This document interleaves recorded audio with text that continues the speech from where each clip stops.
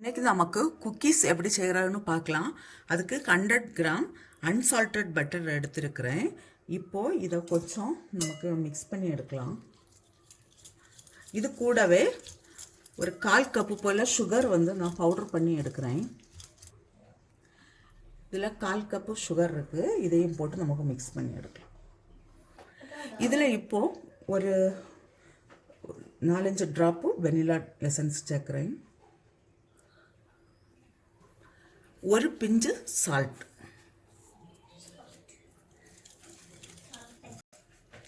இப்போ இதில் 1 கப்பு மைதா இருக்குது. நான் அதை கொஞ்சம் கொஞ்சமாக போட்டு மிக்ஸ் பண்ணி எடுக்கிறேன்.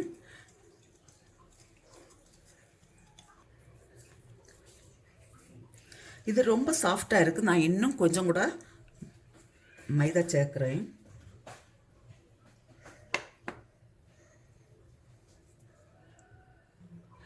இப்போ இதிலேருந்து கொஞ்சமாக மாவு எடுத்து சின்னதாக ரவுண்டு இது பண்ணி உருட்டி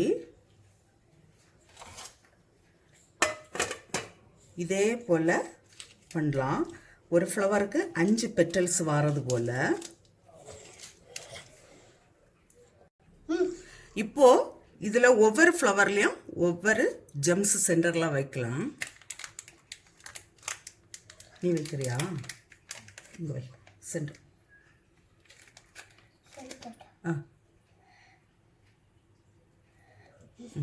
இந்த ஃப்ளவர் இது இதுக்கு இப்போ ஒரு பார்ச்மெண்ட் பேப்பர் வச்சுட்டு லைட்டாக ப்ரெஸ் பண்ணி கொடுக்கலாம்.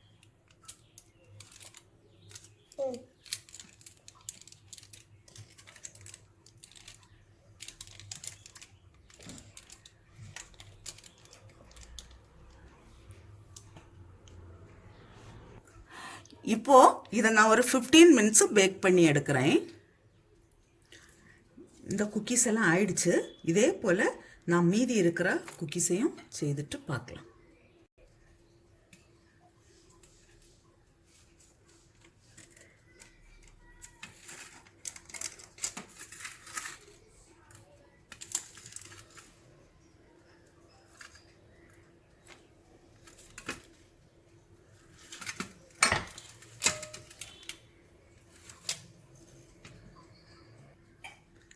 ஃப்ளவர் குக்கீஸ் ரெடியாக இருக்குது.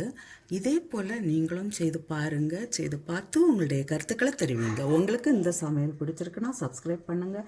உங்களுடைய ஃப்ரெண்ட்ஸுக்கெல்லாம் ஷேர் பண்ணுங்கள்.